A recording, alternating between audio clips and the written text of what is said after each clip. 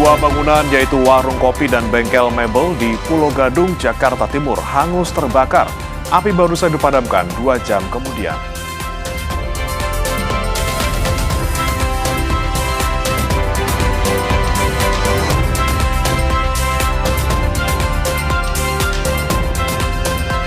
Kekeringan terjadi di sejumlah daerah, salah satunya di kota Serang, Banten. Akibat kekeringan, warga harus rela antre air bersih yang disiapkan pemerintah daerah.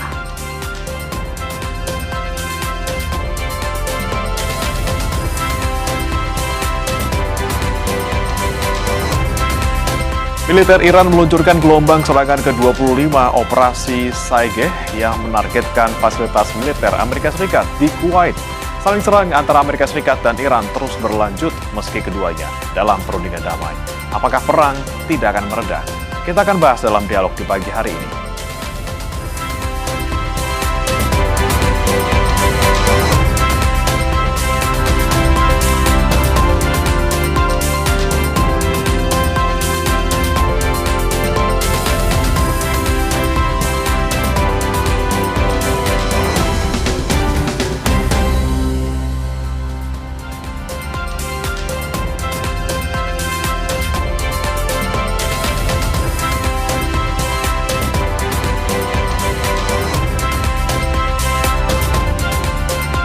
Halo, selamat pagi saudara. Bagaimana kabar Anda? Semoga senantiasa selalu diberikan kesehatan. Sapa Indonesia Pagi kembali menemani Anda di hari Minggu 26 Juli 2026 bersama saya, Nanda Aprilia. Dan saya Bro Paratenaya. Happy sekali Nanda ya. Ini hari Minggu, mungkin orang-orang yang tidak libur tidak bisa merasakan mungkin ya. Mungkin tapi orang-orang yang libur hari ini sudah punya plan, misalnya udah tadi naik kereta mau ke CFD atau mau ke Senayan misalnya ke GBK lari-lari. Nah kebetulan hari ini juga CFD pastinya ada di Bundaran HI juga, di Kuningan juga ada ya.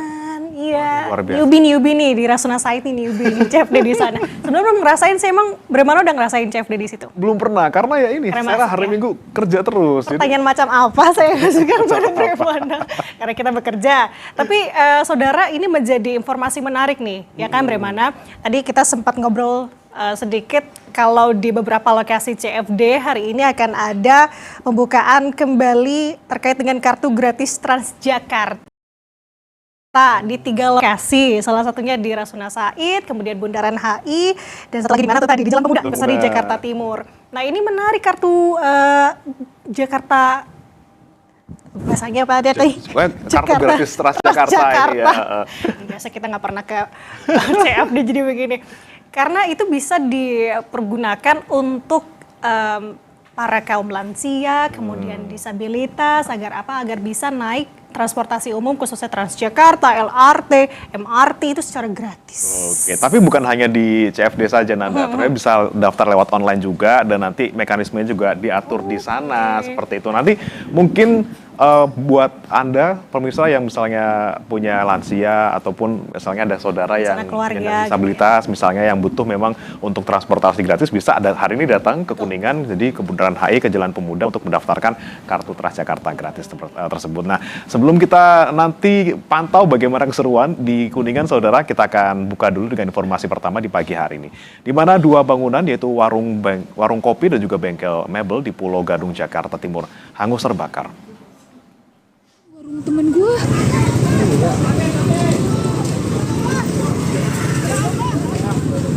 Tim pemadam kebakaran dibantu warga memadamkan api di Jalan Bekasi Timur Raya.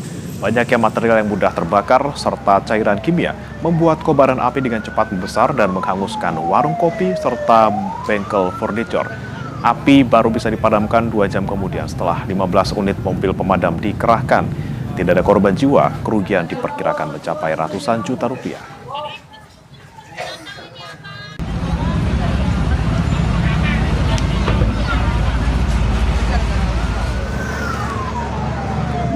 Warga datang tadi ke sektor Pulau Gadung. Terjadi kebakaran di wilayah sini. Yang terbakar toko furniture dan warung kopi. 15 unit. 75 personil.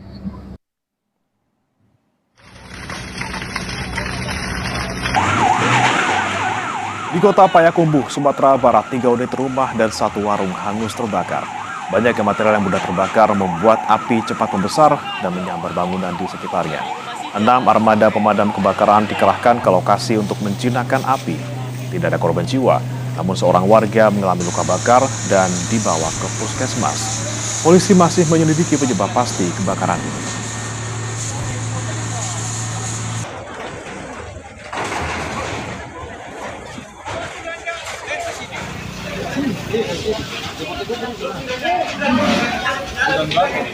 Di Manokwari, Papua Barat, mes karyawan toko ludes terbakar. 1 unit truk ikut terbakar. Kebakaran membuat warga dan sejumlah karyawan toko panik dan berusaha membantu memadamkan api agar tidak semakin membesar. Sejumlah barang milik karyawan dan 1 mobil truk ludes terbakar. Polisi masih menyelidiki penyebab pasti kebakaran ini.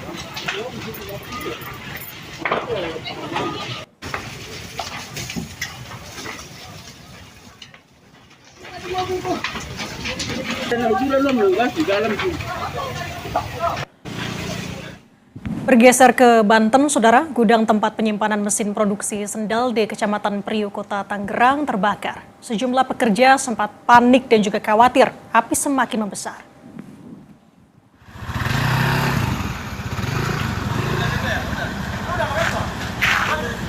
Banyaknya bahan mudah terbakar seperti oli dan tumbukan kardus membuat kobaran api semakin besar hingga membakar mesin di dalam gudang. Sejumlah karyawan panik, Saudara, saat kebakaran terjadi. Mereka lari menyelamatkan diri keluar gudang saat api membesar. Tak ada korban jiwa akibat peristiwa ini, polisi masih menyelidiki penyebab kebakaran.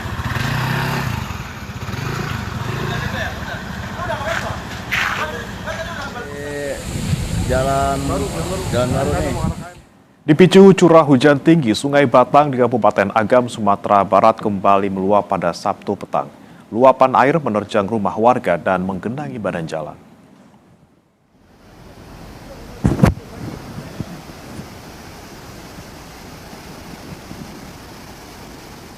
Inilah luapan Sungai Batang di Kabupaten Agam imbas dari hujan deras yang terus mengguyur. Air luapan sungai menerjang permukiman warga. Beberapa rumah warga rusak imbas banjir bandang ini. Selain merendam rumah, banjir juga menggenangi badan jalan. Warga yang tinggal di sekitar bantaran sungai berupaya menyelamatkan diri serta barang-barang mereka ke lokasi yang lebih tinggi.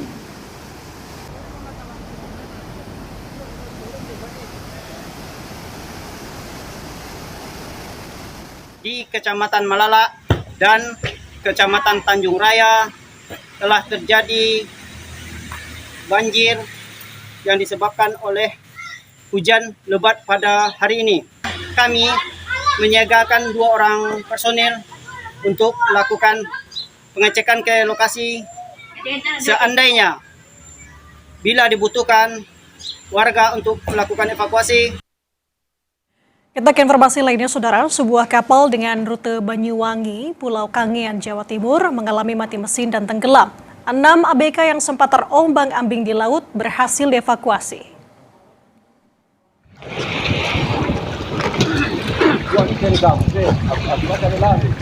Saudara, inilah detik-detik KM Genius rute Banyuwangi menuju Pulau Kangean, Jawa Timur mengalami mati mesin dan mulai tenggelam. 6 ABK terombang-ambing di laut menggunakan rakit darurat yang dibuat dari styrofoam. Tim SAR gabungan yang mendapatkan informasi langsung mengevakuasi ke-6 ABK. Mereka dibawa ke Pelabuhan Tanjung Wangi, Banyuwangi untuk bertemu keluarga dan juga mendapatkan perawatan medis. Lebar aja, Pak.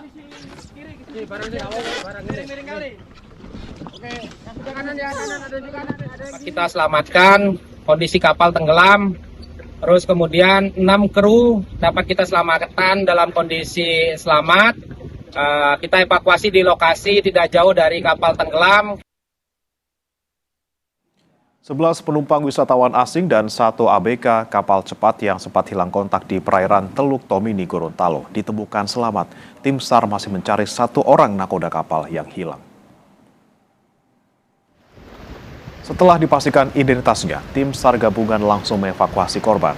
Kapal cepat yang membawa 11 wisatawan asing dan 2 ABK sempat hilang kontak saat berlayar dari Kabupaten Tojo Una-Una, Sulawesi Tengah menuju Gorontalo. Namun dalam perjalanan, kapal yang mereka tumpangi tenggelam dihantam gelombang tinggi. Para penumpang dan satu ABK menyelamatkan diri menggunakan jaket pelampung dan saling merangkul.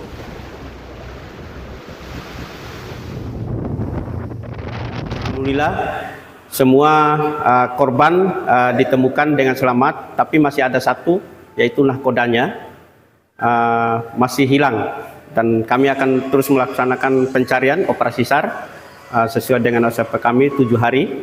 Kami akan melaksanakan pencarian dan korban seluruh penumpang WNA berjumlah 11 orang sudah dievakuasi dengan selamat. Polisi menangkap 3 pengedar narkoba dengan barang bukti ganja seberat 8,7 kg. Ketiga tersangka mengedarkan ganja melalui media sosial.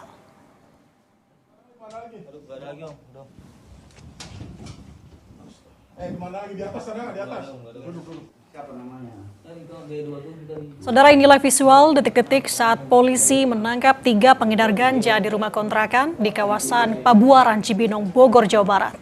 Dari ketiga tersangka, polisi menyita barang bukti ganja seberat 8,7 kg, timbangan digital dan juga alat komunikasi.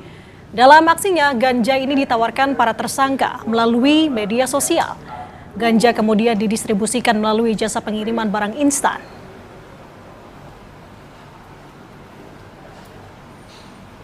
Para tersangka menggunakan media sosial sebagai sarana komunikasi untuk memasarkan ganja kepada calon pembeli. Untuk menjalankan aksinya, transaksi dilakukan secara daring melalui akun Instagram. Setelah tercapai kesepakatan dengan pembeli, narkotika jenis ganja dikirim menggunakan jasa layanan ekspedisi instan. Sebuah komunitas lari yang didominasi WNA di Bali menjadi sorotan karena diduga melakukan diskriminasi keanggotaan terhadap warga negara Indonesia. Buntutnya, Dirjen Imigrasi mencekal 2 orang WNA. Puluhan warga negara asing ini asyik berlari bersama komunitas di kawasan Canggu, Badung, Bali. Namun, komunitas ini disorot lantaran dugaan diskriminasi keanggotaan. Komunitas ini diduga melarang warga negara Indonesia untuk menjadi peserta. Tokoh masyarakat Bali sekaligus anggota Dewan Perwakilan Daerah Niluh Jelantik meminta imigrasi dan kepolisian menyelidiki dugaan diskriminasi dan kegiatan tak berizin. Dengan ini kami meminta kepada pihak imigrasi Bali dan juga kepolisian Provinsi Bali, Polda Bali, agar dapat menindaklanjuti laporan kami terkait dengan dugaan diskriminasi oleh WNA dan juga kegiatan-kegiatan yang diduga tidak berizin. Video terlampir dan kepada para WNA ataupun foreigners yang tidak menerima keanggotaan warga negara Indonesia, kalian melakukannya di Bali, kalian melakukannya di Indonesia. Ini adalah tanah air kami.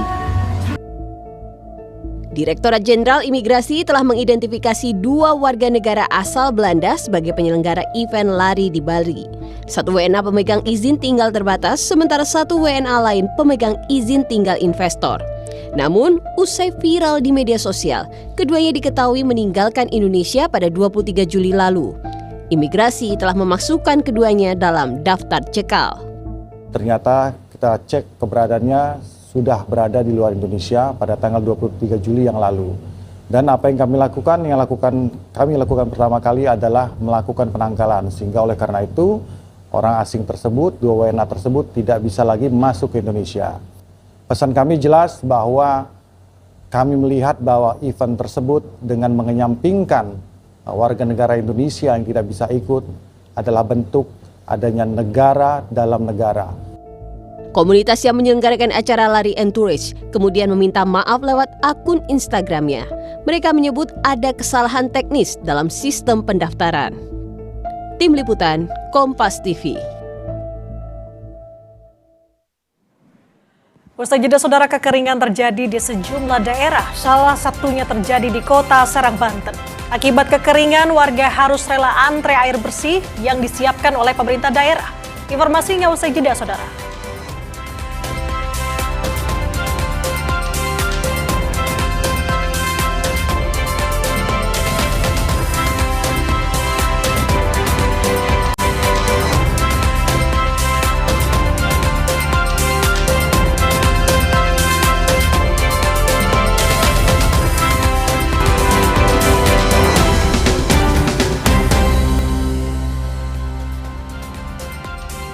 Akibat kekeringan saat musim kemarau, warga di kota Serang, Banten kesulitan mendapatkan air bersih.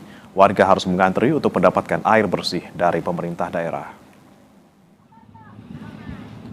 Warga di kampung Kebasiran Kasemen ini mengantri air bersih yang disalurkan kantor imigrasi kelas 1 non-TPI Kota Serang. 5 tangki air bersih disediakan untuk warga terdampak kekeringan. Warga mengungkap kekeringan sudah berlangsung sebulan hingga memaksa warga membeli air bersih. Warga harus merogoh kocek hingga 20.000 demi membeli 10 jerigen air bersih untuk kebutuhan sehari-hari. Sini airnya gimana, Bu? Sini airnya kalau kemarau asin. Oh, asin. Iya, asin. Sini. Ada kekeruhan nggak, Bu? Hah? Airnya itu keruh nggak? Enggak, cuma asin. Oh, jadi nggak bisa dipakai masak? Nggak bisa. Biasanya berarti dipakai apa nih? Ya, nggak bisa dipakai apa kalau musim kemarau tuh ya asin aja. Harapannya terus ada bantuan air bersih ya. Krisis air bersih juga dirasakan warga desa Kedung Rigin, Kecamatan Tanjungan, Kabupaten Blora, Jawa Tengah. Warga mengungkap sumur mereka mulai mengering sehingga warga rela antri untuk mendapatkan bantuan air bersih. Warga bahkan harus mencari air bersih hingga keluar desa untuk memenuhi kebutuhan sehari-hari. BPBD Blora mencatat 149 desa di 15 kecamatan rawan kekeringan pada musim kemarau tahun ini. Di Desa Kedung Ringin karena dengan musimnya kemarau ini sudah 2 bulan tidak ada hujan dan kebanyakan sini kan tidak ada hujan. Jadi sumur-sumur sudah mulai pada kering. Waktu musim kemarau ini banyak yang ngambil di sawah, bahkan ambilnya di luar desa yang ada sumbernya kan seperti itu. Bahkan ada ambil pada malam hari dan sebagainya seperti itu. Sementara di Bendung Katulampa, Kota Bogor, Jawa Barat, debit air menyusut drastis hingga menyentuh 0 cm. Visual udara ini menunjukkan air Sungai Ciliwung tak mengalir melewati pintu air Bendung Katulampa. Sungai Ciliwung yang mengering membuat bebatuan di dasar sungai terlihat di permukaan.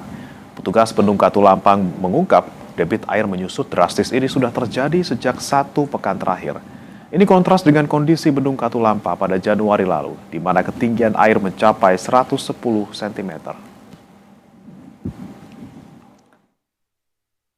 Memang ada aliran dari puncak, cuman itu aliran dimasuk ke irigasi. Untuk TMAC Bendung Katulampa Kosong ya? Tapi kalau untuk ekosistem seperti itu masih ada aliran kan? Untuk ekosistem sungai kita gelontorkan 200 liter. Tiap hari? Iya, tiap hari. Sorotan lainnya, Saudara, Komisi Pemberantasan Korupsi membantah klaim ex-Jampitsus Febri Adriansyah soal dirinya dikriminalisasi. Menurut KPK, dalam pengawasan atas penanganan kasus tersebut tidak ada unsur kriminalisasi. Deputi Bidang Koordinasi dan Supervisi KPK, Eli Kusumastuti, membantah penetapan tersangka dan penahanan ex-Jampitsus sebagai kriminalisasi. Menurut Eli, dalam pengawasan yang sudah dilakukan, KPK tidak melihat adanya kriminalisasi. Apalagi kasus tersebut diawasi banyak pihak. Bukan hanya KPK, namun juga Kortas Tipikor Polri serta Komisi Kejaksaan RI. Kawan-kawan penyidik pasti profesional dalam melaksanakan tugasnya. Tidak mungkin kalau misalnya, ya itu sudah domainnya kawan-kawan penyidik ya. Kalau selama kami dalam koordinasi perkara, kami belum tidak melihat itu. Ya, apalagi yang melakukan pengawasan kan bukan hanya dari Kedeputian Korsup KPK, tetapi juga dilakukan oleh dari rekan-rekan Kortas pun juga memonitor, kemudian dari Komisi Kejaksaan juga ikut memonitor.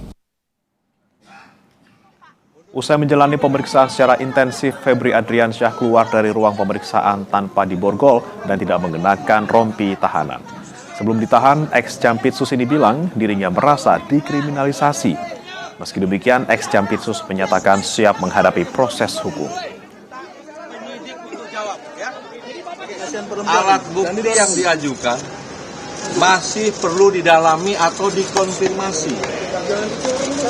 Ya, sehingga menurut saya ini belum cukup untuk dilakukan penahanan.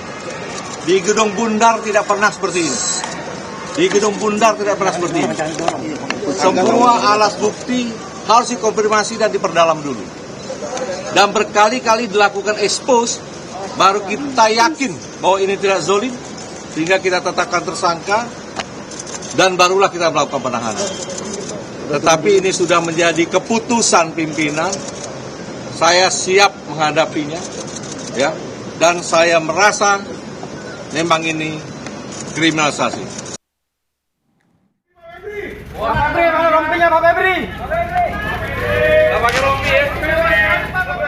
Ex-Jampitsus Febri Adriansah menjawab santai saat ditanya mengapa dia tak menggunakan rompi tahanan saat tiba di rumah tahanan KPK usai menjalani pemeriksaan intensif di Kejaksaan Agung. Ia tidak terlihat layaknya tahanan tersangka korupsi yang biasanya menggunakan rompi dengan tangan terborgol. Jaksa Agung Muda Bidang Pengawasan Rudi Margono bilang tidak memberikan rompi tahanan dan borgol kepada Febri karena buru-buru. Kalau masalah rompi tadi mohon maaf karena buru-buru juga udah malam ya. Terus yang kedua modus operandi secara umum dugaan TPPU yang dilakukan oleh penyelenggara negara dalam jabatannya sebagai jaksa atau pejabat struktural selama dia menjabat mengabdikan diri di kejaksaan. Jika Febri Adriansah bisa berjalan bebas tanpa borgol di tangan dan rompi tahanan, berbeda dengan tersangka lain di kasus korupsi yang sama yang sudah ditahan lebih dulu, Don Rito. Don Rito saat itu keluar dari ruang pemeriksaan Kejagung dengan rompi tahanan dan tangan terborgol. Pengajar Sekolah Tinggi Hukum Jentera Bivitri Susanti menilai konteks politis tak bisa dilepaskan dari keputusan untuk membiarkan Febri tak mengenakan rompi dan borgol. Sebab bagaimanapun Febri pernah menjadi sosok berpengaruh di Kejaksaan Agung. Yang memang tidak tertera secara jelas dalam KUHP, maksudnya bisa diperdebatkan lah apakah harus pakai rompi orange atau tidak misalnya. Tapi saya kira kita harus melihat konteks politiknya di sini. Bahwa Febri Adriansah ini adalah mantan Jampitsus nih, institusinya kejaksaan dan seterusnya, sehingga mencolok sekali memang ketika ada tersangka lain dalam pusaran kasus yang sama, ternyata diperlakukannya tidak secara sama. Ya lagi-lagi ini bisa diperdebatkan. Sebelumnya Jaksa Agung Muda Bidang Pengawasan Rudi Margono menegaskan bahwa Kejaksaan bakal menangani kasus dugaan korupsi dan TPPU yang menjerat Febri secara profesional dan transparan. Penting perlu dicermati bahwa penyerahan dugaan kasus ex-Jampitsus diserahkan oleh penyidik justru akan memberikan kepastian hukum. Intinya kita tetap menangani secara profesional, sinergis dengan Polda, Kortas. Bahkan kemarin ada supervisi dari KPK juga, Komisi Kejaksaan. Ex-Jampitsus Febri Adriansah resmi ditetapkan sebagai tersangka dan dilakukan penahanan selama 20 hari di rutan KPK. Kejaksaan Agung berjanji menangani kasusnya secara transparan dan profesional. Tim Liputan Kompas TV.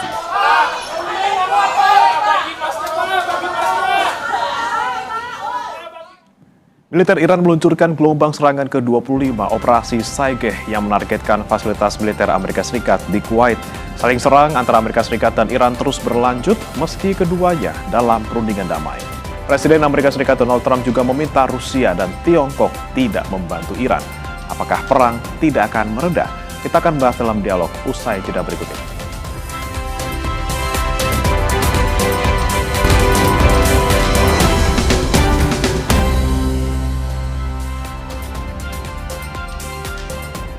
Saudara, militer Iran meluncurkan gelombang serangan ke-25 operasi Saigeh yang menargetkan fasilitas militer Amerika Serikat di Kuwait.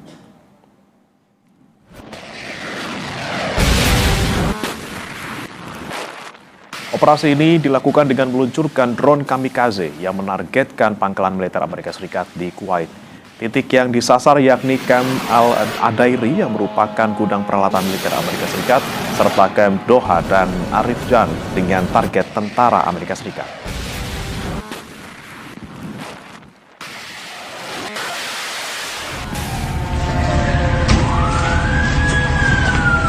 Sekutu Iran, kelompok pemberontak Houthi di Yaman melancarkan serangan rudal ke Arab Saudi pada Sabtu waktu setempat. Serangan ini sebagai balasan atas aksi militer Saudi yang menyerang target militer Houthi di Hodeidah, Yaman. Serangan rudal Houthi memicu kebakaran di kota Jizan, Laut Merah, Arab Saudi Selatan. Badan Pertahanan Sipil Riyadh telah mengeluarkan peringatan singkat kepada penduduk di Jizan dan Yanbu pada Sabtu pagi tentang potensi bahaya serangan ini.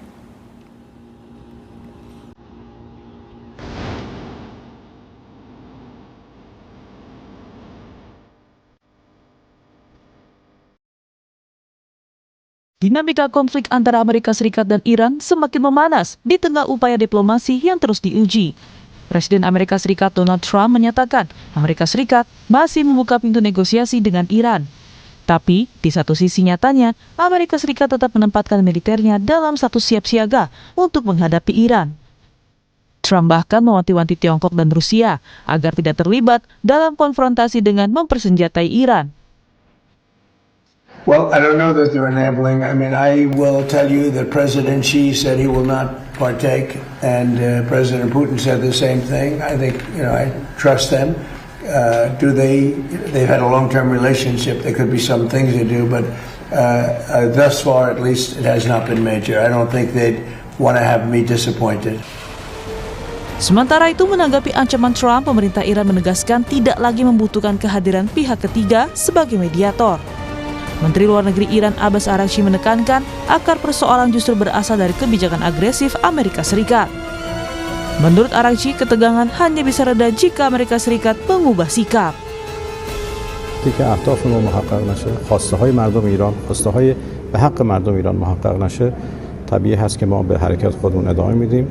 نیروهای مسلح ما در صحنه‌های نبرد مأموریت خودشون رو انجام میدن. دیپلمات‌های ما هم در صحنه دیپلماسی مأموریت خودشون رو انجام میدن و این دوتا مکمل هم دیگه هست. در طول جنگ 12 روزه و این جنگ 40 روزه و بعد از اون به نظرم ما شاهد یک نمونه تمام عیار از همکاری میدان و دیپلماسی بودیم. Dunia kini menanti apakah Amerika Serikat dan Iran akan memilih meja perundingan atau justru makin memperluas skala konflik yang berisiko menyeret kekuatan besar lainnya. Konflik antara Amerika Serikat dan Iran belum juga mereda. Meski Presiden Amerika Serikat Donald Trump mengklaim telah serius dalam perundingan damai dengan Iran, namun di sisi lain Amerika Serikat juga menyiapkan serangan di sejumlah titik melawan Iran. Presiden Amerika Serikat Donald Trump juga meminta Rusia dan Tiongkok tidak membantu Iran. Apakah ini menjadi strategi Amerika Serikat untuk keluar dari perang melawan Iran, atau justru hubungan AS-Iran akan terus tegang meski ada jalur damai? Kita akan bahas bersama dengan analis senior Indo-Pacific Strategic Intelligence Fauzia Cempaka Timur dan pengamat militer Center for Intermestic and Diplomatic Engagement Anton Ali Abbas. Selamat pagi Mbak Cempaka, Mas Anton. Pagi Mas Bre. Baik, saya ke Mbak Cempaka terlebih dahulu. Mbak Cempaka, ini kita selalu melihatnya adalah strategi Amerika Serikat untuk pengen keluar dari perang ini. Katanya ada dua pilihan nih Mbak, mereka terus siap tempur. Mereka akan gempur habis-habisan Iran sampai Iran tunduk, atau yang kedua lewat jalur diplomasi. Kalau Anda melihat pernyataan Amerika Serikat dan juga mungkin Iran yang beberapa waktu ini sepertinya masih kekeh ingin saling serang, seperti apa kira-kira?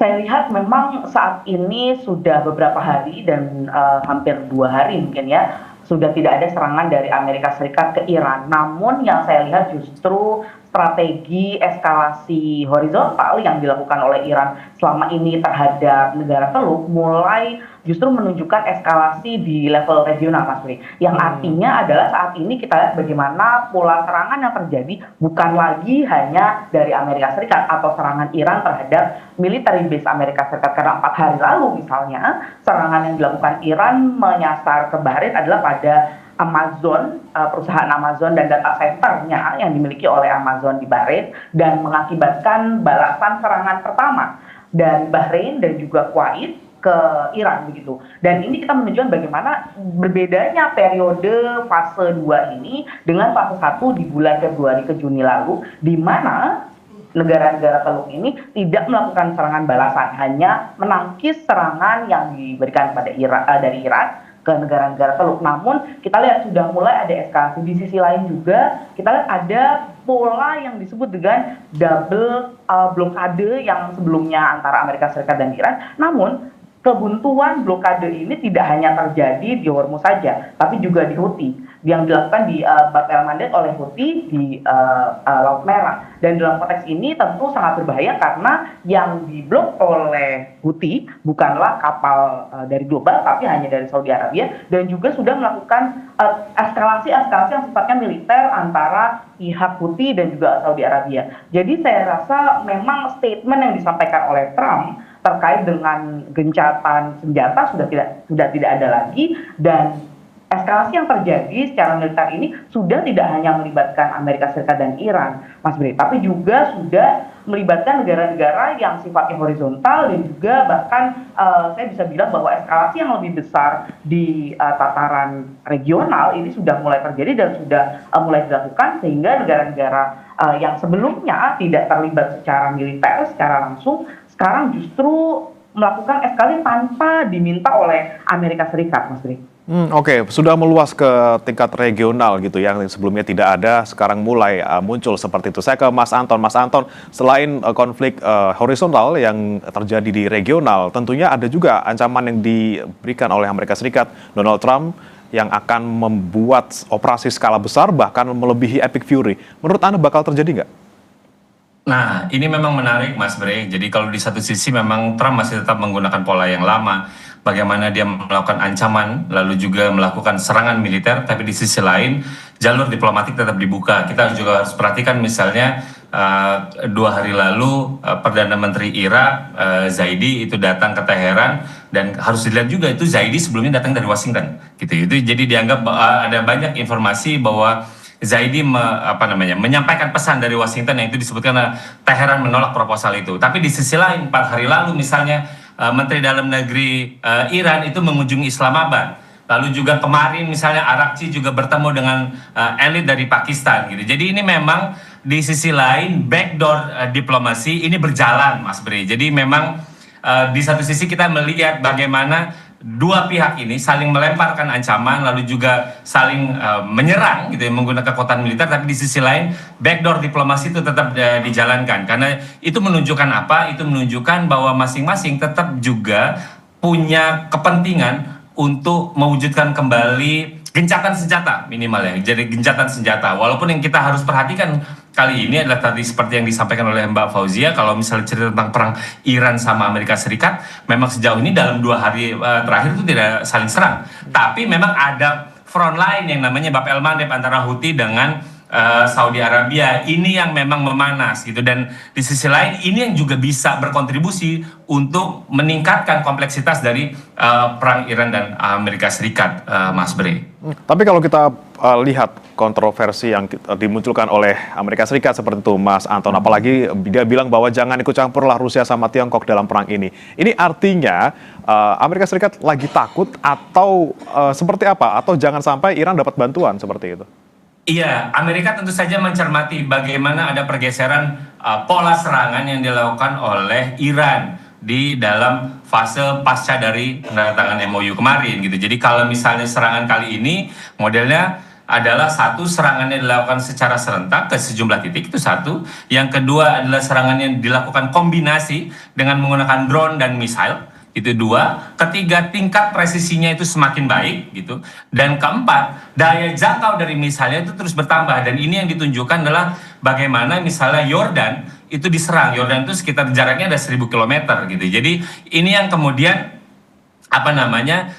mendapatkan perhatian spesifik gitu ya dari pihak Amerika Serikat. Itulah kenapa misalnya Inggris kemudian tidak lagi memperhatikan bahwa tidak lagi menganggap bahwa ancaman dari Iran ini hanyalah papasan kosong. Jadi kan Inggris diancam oleh Iran karena ketika pangkalan Fairford itu digunakan oleh pesawat pembom Amerika Serikat B1 dan B2 gitu. Misal lalu Iran mengancam bahwa dia akan melakukan serangan gitu. Inggris pernah diserang pangkalan Diego Garcia, walaupun itu misalnya itu berjarak 4000 km dan tidak berhasil, tapi Iran pernah melakukan itu pada tanggal 20 Maret. Jadi dan sekarang tuh lagi menebak-nebak apakah misalnya misalnya yang jarak menengah itu sudah sudah muktahir atau belum. Nah, ini yang kita masih masih menebak-nebak apakah misalnya persenjataan Iran itu sudah semakin baik seperti yang anggapan Amerika Serikat dalam perubahan pola serangan ini atau tidak. Itu yang memang belakangan ini yang dicermati oleh Amerika Serikat, sehingga kemudian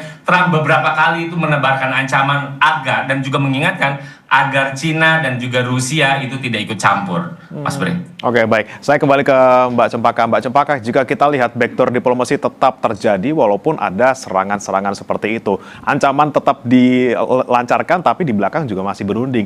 Anda melihatnya, perundingan ini sebenarnya betul-betulkah memang ada niat baik dari kedua pihak untuk bisa mengakhiri perang dan mencapai kesepakatan? Atau ini pernyataan Iran yang kemarin sempat saya lihat juga bahwa mereka sudah tidak percaya kalau misalnya Amerika Serikat pengen damai ataupun gencatan senjata, bisa-bisa nanti Amerika Serikat menggunakannya untuk memperkuat militernya lagi sebelum menyerang kembali.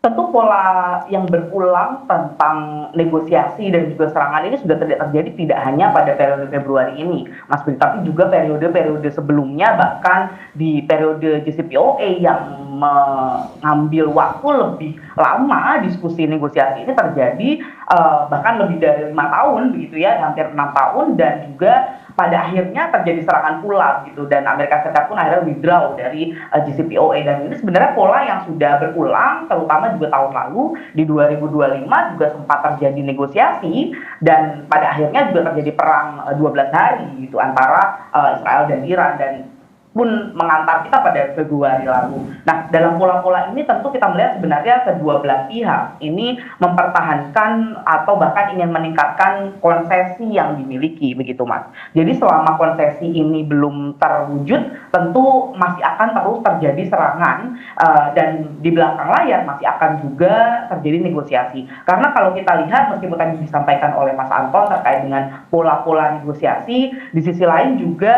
kita melihat sebenarnya hasil dari Burgenstock negotiation yang sebelumnya terjadi di akhir Juni lalu itu belum ada yang termaterialisasi, begitu Mas. Jadi mengapa akhirnya perang ini terjadi? Ya memang karena pasca kembali dari Burgenstock itu belum ada materialisasi dari hasil-hasil negosiasi. Dan kalau kita lihat, salah satu peringatan yang disampaikan Trump terkait jangan melibatkan dua negara besar adalah tentu tidak ingin bahwa kalkulasi yang sebelumnya terjadi antara perang Iran dan Amerika Serikat justru berkembang menjadi konfrontasi kekuatan yang lebih besar antara China dan Rusia dan Amerika Serikat. Karena kita tahu juga perdamaian yang terjadi sebelumnya di Burgenstock itu terjadi pasca adanya penyampaian juga dan juga pola-pola dukungan negosiasi terhadap yang diberikan oleh China dan Rusia dalam perang ini. Jadi tentu sangat menentukan bagaimana kalkulasi dan strategi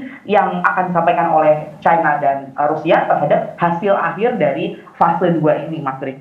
Oke, polanya terus berulang gitu, negosiasi, serangan, kemudian saling serang lagi, negosiasi lagi dalam tanda kutip ini dirusak lagi oleh serangan. Tapi kalau menurut Mbak Cempaka melihatnya untuk pihak Iran sendiri, dengan Iran bilang bahwa sudah tidak butuh lagi mediator karena Amerika Serikat terus melakukan serangannya, ini Iran masih mau negosiasi atau tidak? Masih membuka nggak pintu untuk negosiasi ini?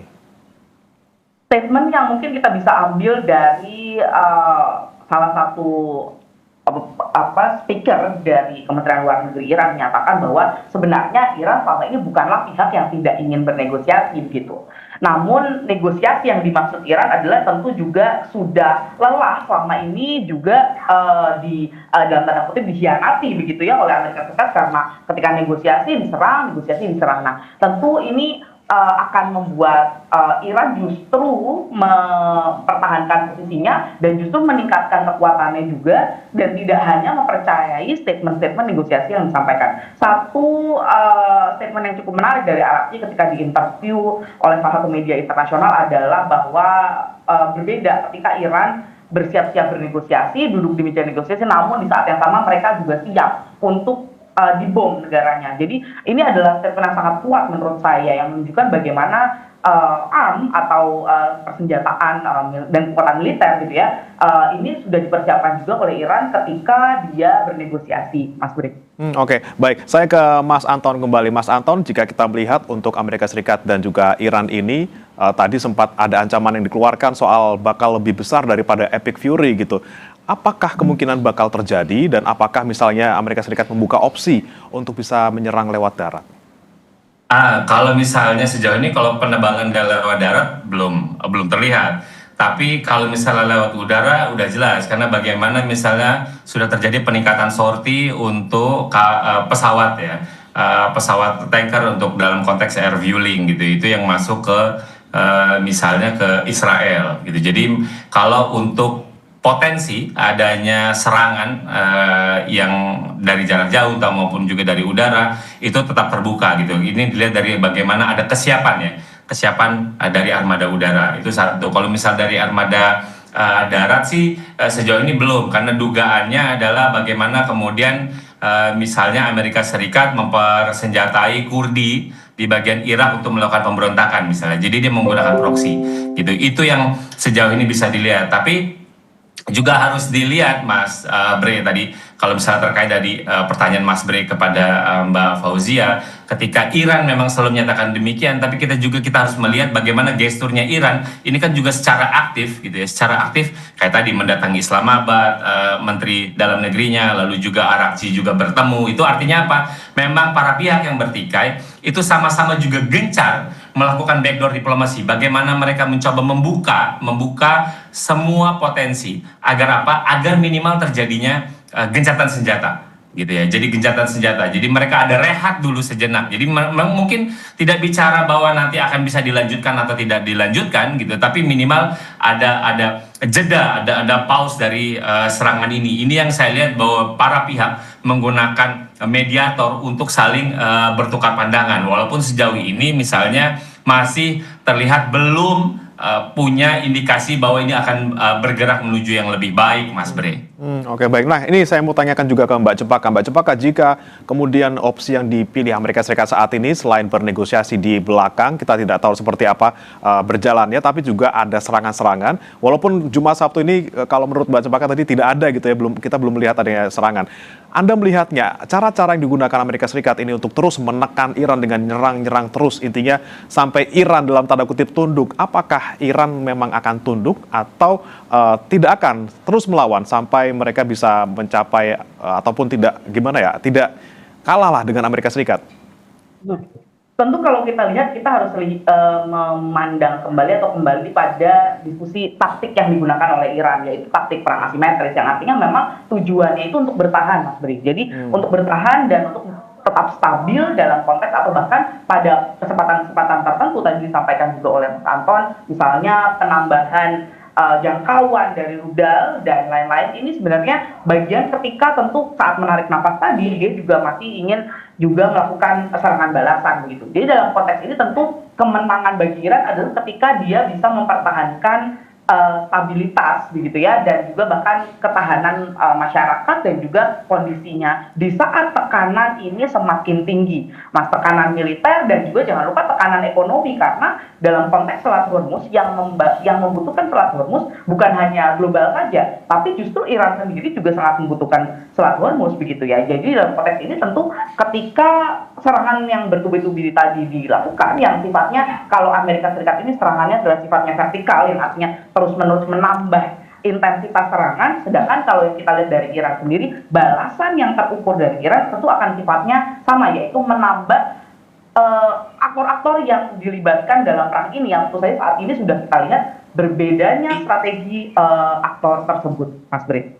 Oke. Nah, dengan serangan vertikal yang terus dilancarkan oleh Amerika Serikat, Mas Anton, apakah kemudian Iran ini bisa dalam tanda kutip kita lihat sudah mulai melemah, atau tadi tetap saja dengan strategi yang asimetris mereka tetap bisa bertahan dan juga melawan dengan lebih presisi? Ya, kuncinya asimetris adalah seberapa lama dia mampu bertahan gitu. Itu yang selalu ditunjukkan Iran. Jadi bahwa hari ini tidak ada serangan tapi besok kemudian ada serangan dua, itu bagi Iran sudah cukup. Itu adalah strategi perang asimetris. Asimetris itu berapa lama dia bertahan. Dan itu yang ingin ditunjukkan oleh Iran. Banyak pihak mengatakan bahwa Iran kali ini itu punya strategi bagaimana untuk semakin menurunkan jumlah interseptor yang ada di kawasan gitu. Jadi dia melakukan kombinasi itu gitu. Jadi kombinasi serangan misal dan drone, apalagi itu semakin presisi, itu untuk semakin mempercepat gitu ya deplesi stok interseptor. Jadi kalau stok interseptor itu di kawasan makin melemah, itu artinya yang kawasan yang menjadi rentan, dan itu strategi yang patut dicermati. Kenapa Iran misalnya dia mampu untuk bertahan semakin lama, karena tahu kalau semakin lama interseptor semakin berkurang, maka tingkat kerentanan di kawasan itu semakin meningkat. Karena bagaimanapun juga kan kawasan juga punya problem domestik yang nggak kalah hebat. Ketika misalnya ekonomi mereka anjlok, terdampak, tentu saja ini punya kemungkinan untuk kemudian menimbulkan gejolak domestik. Ini yang kemudian Iran dengan cermat memperhatikan itu, bagaimana ada double pressure, triple pressure yang ingin dilakukan, dan itu juga dilakukan menyebar ya, tidak hanya berfokus pada Amerika semata, tapi juga bagaimana dia menekan negara-negara sekutunya Amerika Serikat di kawasan untuk juga memberikan tekanan kepada Amerika Serikat selain dari tekanan ekonomi akibat blokade Selat Hormuz, Mas Bre. Oke, strategi untuk menekan di kawasan yang kemudian masih dilakukan oleh Iran hingga saat ini. Tapi kita harapkan semoga gencatan senjata sementara ataupun juga permanen tercapai, dan juga negosiasi backdoor ini berjalan juga menghasilkan sesuatu, dan jangan lagi ada yang melanggar, semuanya bisa taat dan patuh ya, supaya semuanya berakhir. Terima kasih Mas Anton Ali Abbas, pengamat militer SITE, dan juga Mbak Fauzia Cempaka Timur, analis Indo-Pacific Strategic Intelligence, sudah bergabung di Sapa Indonesia Pagi. Selamat pagi Mas Bre. Saudara, jangan beranjak, Sapa Indonesia Pagi masih akan kembali dengan informasi lainnya, di mana Timnas Indonesia tiba di Jakarta setelah menjalani pemusatan latihan selama 3 pekan di Bali United Training Center Gianyar, Bali. Tim Garuda siap berlaga di Piala AFF 2026.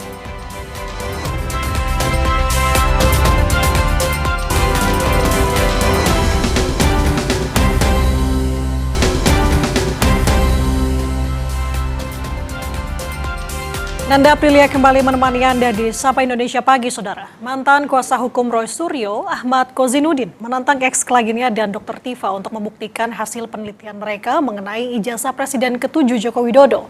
Pasca dakwaan jaksa dinyatakan gugur, Kozin menilai baik Jokowi dan Roy Tifa sama-sama tidak berani untuk hadapi sidang. Kalau benar-benar ada penelitian, ayo buktikan penelitiannya. Kalau benar-benar ada hasil kajian, ayo buktikan kajiannya. Jangan menipu rakyat.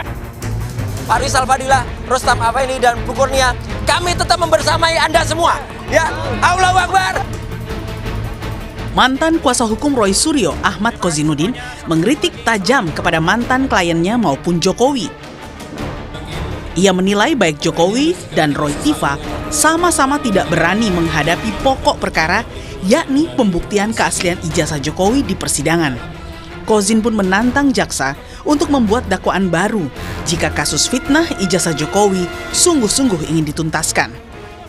Seolah-olah ingin saling membuktikan, tapi keduanya sebenarnya takut. Lah kalau memang mau nantang, ayo kita adu bukti, ya jangan digembok rumahnya. Buka saja, ayo buktikan isi rumah itu isinya apa. Kalau benar-benar ada penelitian, ayo buktikan penelitiannya. Kalau benar-benar ada hasil kajian, ayo buktikan kajiannya. Jangan menipu rakyat. Kalau memang benar negara di negara hukum, maka jaksa harus perbaiki dakwaan, masukkan lagi. Menanggapi kritik keras Kozinudin, kuasa hukum Roy Suryo Yasena justru balik mempertanyakan sikap mantan kuasa hukum Roy itu yang dinilainya seperti menebar teror. Berpendapat bolehlah ya, berpendapat. Tapi jangan subjektif. Jangan sampai istilahnya menteror orang. Jangan sampai menggebu-gebu, tapi akan terbaca punya kepentingan, punya misi yang sangat luar biasa. Ini akan membahayakan dirinya sendiri. Kalau memang ingin membuktikan terkait dengan masalah kasus ijazah yang diduga palsu milik Insinyur Joko Widodo, hayu bergabung. Tapi bukan menyerang kepada subjektif orang-orang yang lagi berseteru di sini langsung ikut menggerogoti. Kita juga bertanya, lu ikut siapa sih? Gitu kan.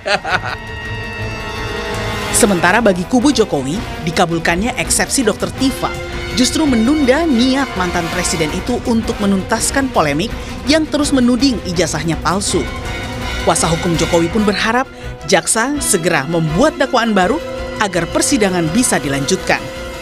Apakah ini menguntungkan? Tidak. Buat Pak Jokowi justru sebenarnya ingin sekali masuk ke pokok perkara. Yang beliau sendiri sudah cukup jengah dengan isu yang selama digulirkan, dan beliau merasa inilah saatnya beliau membuktikan bahwa sekarang ada pesan sela, ini kan berarti terjadi jeda perbaikan. Segera memperbaiki dan mengajukan kembali. Ya, kami harapkan seperti itu. Kenapa? Karena kami juga pengen ini tuntas ya. Sebelumnya, usai sidang di PN Jakarta Timur yang menerima nota perlawanan Dr. Tifa, Roy Suryo kembali tegaskan ia akan tetap bersama Dr. Tifa dan 3 rekannya di klaster 1 berjuang membuktikan penelitiannya soal dugaan palsu ijazah Jokowi. Dr. Tifa tetap akan terus berjuang, saya juga terus berjuang. Terima kasih juga untuk semua teman lawyer yang mungkin sekarang sudah tidak membersamai lagi juga ya, untuk tim yang lain. Insya Allah kita tetap berjuang bersama, dan untuk 3 sahabat kita ya, Mas Farisal Fadilah, Rustam Afendi, dan Bu Kurnia, kami tetap membersamai Anda semua. Ya, Allahu Akbar. Terima kasih. Dengan diterimanya nota perlawanan Dr. Tifa, otomatis dakwaan jaksa gugur. Sementara sidang kasus ijazah untuk Roy Suryo masih harus menunggu selesainya pra-peradilan Roy yang kini memasuki bagian ketiga. Tim Liputan Kompas TV. Mancanegara, saudara, gelombang demonstrasi gerakan Partai Janta Kecewa di New Delhi, India resmi berakhir pasca Menteri Pendidikan mengundurkan diri dan pemerintah menyetujui seluruh tuntutan pengunjuk rasa.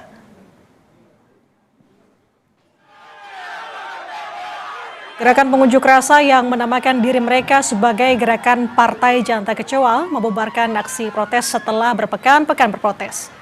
Mundurnya Menteri Pendidikan Dharmendra Pradhan menjadi kemenangan besar bagi gerakan pemuda ini menyusul skandal kebocoran soal ujian. Aksi yang awalnya menuntut reformasi pendidikan berkembang menjadi protes luas terhadap pengangguran. Pengunduran diri ini menjadi salah satu dari sedikit konsesi besar yang diberikan pemerintah Perdana Menteri Narendra Modi.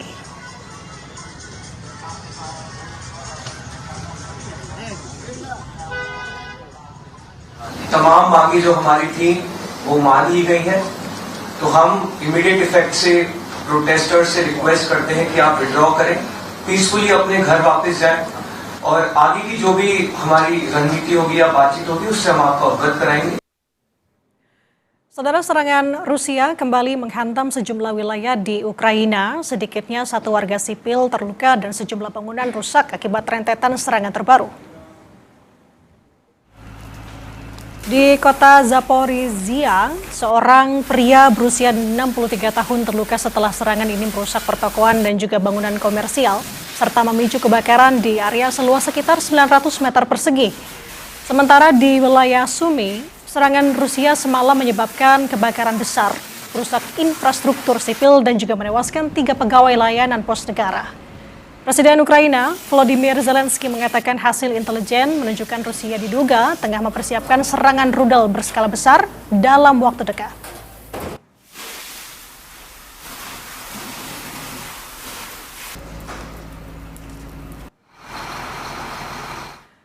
Saudara, serangan udara Israel kembali menghantam sejumlah wilayah di jalur Gaza. Pada hari Sabtu, sedikitnya 4 warga Palestina tewas dan 15 lainnya terluka. Salah satu serangan drone ini menghantam area sekitar Rumah Sakit Martir Al-Aqsa di Deir al-Balah, Gaza Tengah. 10 orang dilaporkan terluka dan dievakuasi ke rumah sakit di tengah situasi yang kacau. Serangan ini, saudara, juga terjadi di kamp pengungsi Nusirat, Khan Younis, dan juga Jabalia. 2 orang tewas di Khan Younis, sementara 1 orang lainnya tewas dalam serangan terhadap kendaraan di Gaza Utara. Militer Israel menyatakan salah satu serangan ini menargetkan anggota sayap militer Hamas di dekat Rumah Sakit Al-Aqsa. Meski kejahatan senjata masih berlaku, serangan udara dan aksi kekerasan di Gaza terus berulang.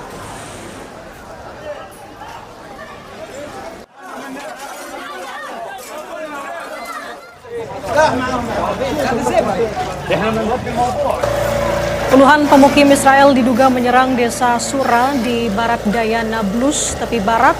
Serangan ini memicu kebakaran yang menghanguskan rumah, kendaraan, dan juga lahan pertanian milik warga Palestina. Warga bersama dengan petugas pemadam kebakaran berupaya untuk memadamkan api yang melalap pemukiman. Media Palestina melaporkan 6 rumah dan 5 kendaraan dibakar, serta 3 warga mengalami luka akibat penganiayaan.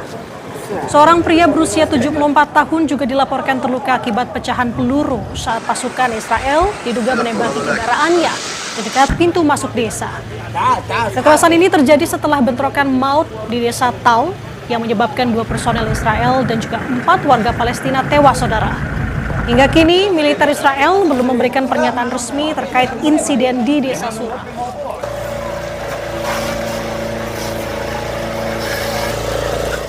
لما جيت استنى الجيش قلت هذا ما بصير قال المستوطنين هزموا اللي تولى الجيش طب ناخذ على طول نطفيهم قال ممنوع يا عم ضاربني هاي ضارب فتنا والله يطخوا بين رجلين فتنا فتنا شوف دول الشباب الحلم الدار راح تضرب. Saudara, tetaplah bersama kami. Usai jeda kami akan kembali dengan informasi 11 penumpang wisatawan asing dan 1 ABK kapal cepat yang sempat hilang kontak di perairan Teluk Tomini, Gorontalo ditemukan selamat. Tim SAR masih mencari seorang nahkoda kapal yang hilang.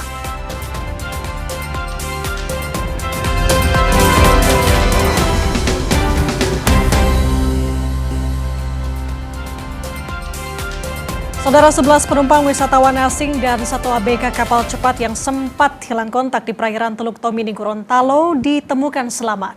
Tim SAR masih mencari 1 orang nahkoda kapal yang hilang. Setelah dipastikan identitasnya, tim SAR gabungan langsung mengevakuasi korban. Kapal cepat yang membawa 11 wisatawan asing dan 2 ABK ini sempat hilang kontak saat berlayar dari Kabupaten Tojo Una-Una, Sulawesi Tengah menuju Gorontalo. Namun dalam perjalanannya, saudara, kapal yang mereka tumpangi tenggelam dihantam gelombang yang tinggi. Para penumpang dan 1 ABK menyelamatkan diri menggunakan jaket pelampung dan saling merangkul. Dan alhamdulillah semua korban ditemukan dengan selamat, tapi masih ada 1, yaitu nahkodanya masih hilang. Dan kami akan terus melaksanakan pencarian operasi SAR.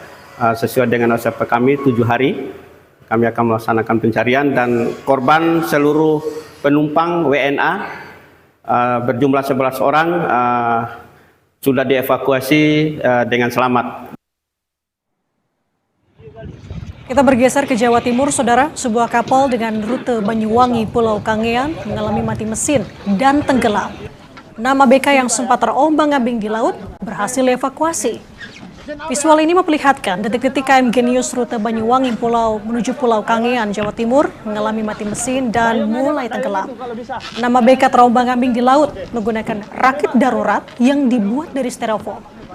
Tim SAR gabungan yang mendapatkan informasi ini, saudara, langsung mengevakuasi ke 6 ABK. Mereka dibawa ke Pelabuhan Tanjung Wangi, Banyuwangi untuk bisa bertemu dengan keluarga dan mendapat perawatan medis. Dapat kita selamatkan, kondisi kapal tenggelam, terus kemudian 6 kru dapat kita selamatkan dalam kondisi selamat. Kita evakuasi di lokasi tidak jauh dari kapal tenggelam. Dipicu curah hujan yang tinggi, Sungai Batang di Kabupaten Agam, Sumatera Barat kembali meluap pada Sabtu petang. Luapan air menerjang rumah warga dan menggenangi badan jalan.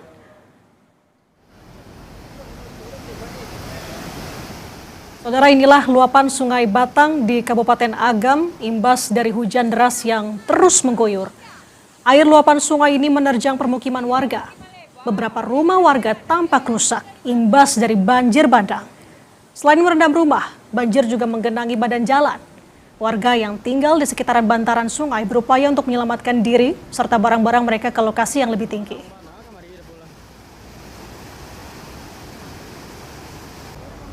Di Kecamatan Malala dan Kecamatan Tanjung Raya telah terjadi banjir yang disebabkan oleh hujan lebat pada hari ini. Kami menyiagakan 2 orang personil untuk melakukan pengecekan ke lokasi seandainya bila dibutuhkan warga untuk melakukan evakuasi. Saudara, sebuah komunitas lari yang didominasi WNA di Bali menjadi sorotan karena diduga melakukan diskriminasi keanggotaan terhadap warga negara Indonesia. Buntutnya, Dirjen Imigrasi mencekal 2 orang WNA. Puluhan warga negara asing ini asyik berlari bersama komunitas di kawasan Canggu, Badung, Bali. Namun, komunitas ini disorot lantaran dugaan diskriminasi keanggotaan. Komunitas ini diduga melarang warga negara Indonesia untuk menjadi peserta. Tokoh masyarakat Bali sekaligus anggota Dewan Perwakilan Daerah Niluh Jelantik meminta imigrasi dan kepolisian menyelidiki dugaan diskriminasi dan kegiatan tak berizin. Dengan ini kami meminta kepada pihak imigrasi Bali dan juga kepolisian Provinsi Bali, Polda Bali, agar dapat menindaklanjuti laporan kami terkait dengan dugaan diskriminasi oleh WNA dan juga kegiatan-kegiatan yang diduga tidak berizin. Video terlampir dan kepada para WNA ataupun foreigners yang tidak menerima keanggotaan warga negara Indonesia, kalian melakukannya di Bali, kalian melakukannya di Indonesia. Ini adalah tanah air kami. Direktorat Jenderal Imigrasi telah mengidentifikasi 2 warga negara asal Belanda sebagai penyelenggara event lari di Bali. 1 WNA pemegang izin tinggal terbatas, sementara 1 WNA lain pemegang izin tinggal investor. Namun, usai viral di media sosial, keduanya diketahui meninggalkan Indonesia pada 23 Juli lalu. Imigrasi telah memasukkan keduanya dalam daftar cekal. Ternyata kita cek keberadaannya sudah berada di luar Indonesia pada tanggal 23 Juli yang lalu. Dan apa yang kami lakukan? Kami lakukan pertama kali adalah melakukan penangkalan. Sehingga oleh karena itu, orang asing tersebut, 2 WNA tersebut tidak bisa lagi masuk ke Indonesia. Pesan kami jelas bahwa kami melihat bahwa event tersebut dengan mengenyampingkan warga negara Indonesia yang tidak bisa ikut adalah bentuk adanya negara dalam negara. Komunitas yang menyelenggarakan acara Lari and Tourist kemudian meminta maaf lewat akun Instagramnya. Mereka menyebut ada kesalahan teknis dalam sistem pendaftaran. Tim Liputan, Kompas TV. Kita beralih ke informasi lain, Saudara. Kapolri Jenderal Listio Sigit Prabowo meresmikan kantor sekretariat bersama Koalisi Besar Perjuangan Buruh Indonesia atau KBPBI di Jakarta. Kapolri menegaskan, Polri akan terus memperjuangkan seluruh hak dan kesejahteraan buruh di Indonesia. Dalam peresmian KBPBI, Kapolri menyampaikan selamat kepada seluruh konfederasi yang tergabung untuk menyatukan perjuangan buruh dalam sekretariat bersama. Kapolri menyebut, Polri mendorong untuk memperjuangkan hak-hak dan juga kesejahteraan seluruh elemen buruh. Bapak Kapolri Jenderal Polisi Dr. Listio Sigit Prabowo MSI, tepuk tangan. Untuk mempersatukan perjuangan teman-teman buruh dalam sekretariat bersama perjuangan buruh Koalisi Besar Buruh Indonesia. Tentunya kita mendorong agar perjuangan untuk terus memperjuangkan hak-hak buruh, memperjuangkan kesejahteraan buruh. Di satu sisi terus harus tetap dijaga, namun di sisi lain kita juga harus menjaga agar iklim investasi tetap kondusif. Karena Bapak Presiden tentunya memiliki banyak program yang harus kita kawal bersama. Dan perjuangan dari teman-teman buruh adalah menjadi bagian untuk memperjuangkan apa yang menjadi program Bapak Presiden. Kapolri Jenderal Listio Sigit Prabowo didampingi oleh Ketua Umum Bayangkari, Juliati Sigit Prabowo, juga meninjau Bazar Kreasi Bayangkari Nusantara 2026 dalam rangka Hari Kesatuan Gerak Bayangkari ke-74. Kegiatan ini bertema Nusantara Berdaya, Bayangkari Berkarya menjadi wadah untuk memperkuat UMKM, melestarikan budaya, serta mendorong kreativitas anak bangsa. Melalui kegiatan ini, saudara, diharapkan pelaku UMKM berkembang pesat, dapat memperkuat ekonomi kerakyatan, serta mempererat sinergi Bayangkari, Polri, dan masyarakat dalam mewujudkan visi bersama Indonesia Maju menuju Indonesia Emas 2045. Bazar Kreasi Bayangkari Nusantara 2026 diikuti sedikitnya 374 peserta dengan total 727 stand.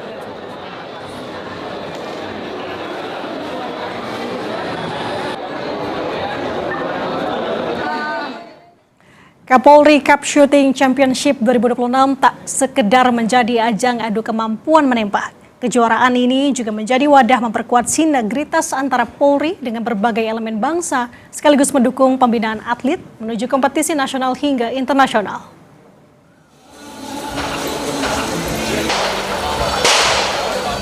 Kapolri Jenderal Polisi Listio Sigit Prabowo menghadiri Kapolri Cup Shooting Championship 2026 yang berlangsung di lapangan tembak Hugeng Iman Santoso, Korbrimob Polri Kelapa II Depok. Kejuaraan yang menjadi bagian dari rangkaian peringatan Hari Bayangkara ke-80 ini diikuti berbagai kalangan. Mulai dari personel TNI dan Polri, perwakilan kementerian dan lembaga, anggota DPR, komunitas olahraga menembak, atlet, masyarakat umum, hingga pimpinan redaksi media nasional. Menurut Kapolri, kehadiran berbagai unsur tersebut menjadi bentuk nyata kolaborasi dan kemitraan yang selama ini terus dibangun Polri bersama seluruh pemangku kepentingan. Adalah kegiatan kali ini menjadi bagian kita untuk terus berkolaborasi, membangun kerjasama, namun di satu sisi selain sinergitas yang kita bangun, tentunya juga ini bagian dari upaya untuk melatih keterampilan, khususnya bagi anggota untuk betul-betul bisa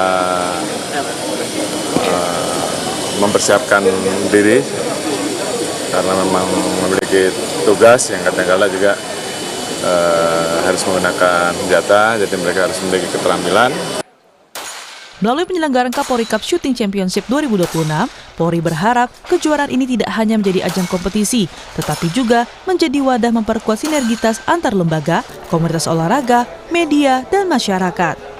Selain meningkatkan keterampilan personel, kejuaraan ini juga diharapkan mampu melahirkan lebih banyak atlet menembak berprestasi yang siap bersaing di tingkat nasional maupun internasional. Kegiatan ini sekaligus menjadi bagian dari rangkaian peringatan Hari Bayangkara ke-80. Tim Liputan, Kompas TV.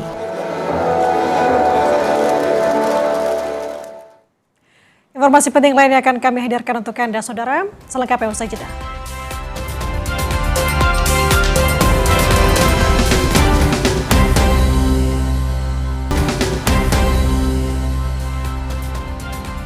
Kita di paruh akhir Sapa Indonesia Pagi, Saudara. Kebakaran hutan semakin meluas di Provinsi Avila, mengancam permukiman warga dan pembangkit listrik. Akibat bencana ini, pemerintah Spanyol menaikkan status darurat tingkat 3. Pasukan unit darurat militer Spanyol terus menyemprotkan air di area hutan yang terbakar. Bahkan kebakaran hutan untuk memadamkan api yang merambat cepat mendekati pembangkit listrik Puente Nuevo. Pemerintah Spanyol menaikkan status darurat tingkat 3 dan penanganan bencana langsung di bawah kendali Kementerian Dalam Negeri. Lebih dari 1.500 warga dievakuasi dari sejumlah kota. Kebakaran ini menambah daftar panjang darurat iklim yang telah menghanguskan lebih dari 254.000 hektar lahan di Uni Eropa tahun ini.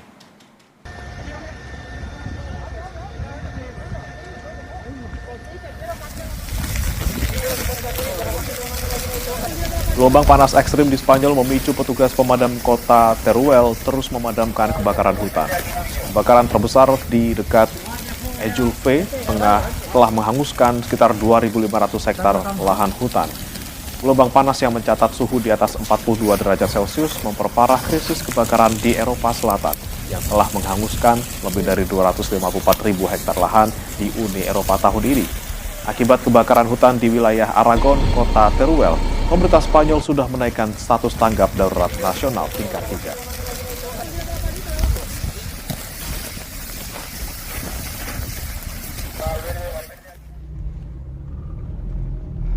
Kobaran api yang disertai kepulan asap tebal dan oranye serta hitam mendekati kawasan Colmenar del Arroyo.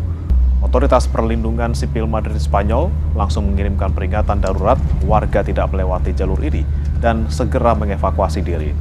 Status darurat nasional tingkat 3 resmi diberlakukan seiring meluasnya titik kebakaran di kawasan Madrid dan Avila di tengah gelombang krisis kebakaran hutan yang melanda Eropa Selatan.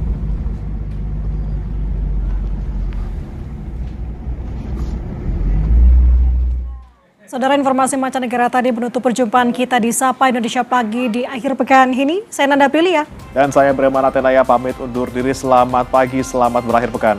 Sampai jumpa.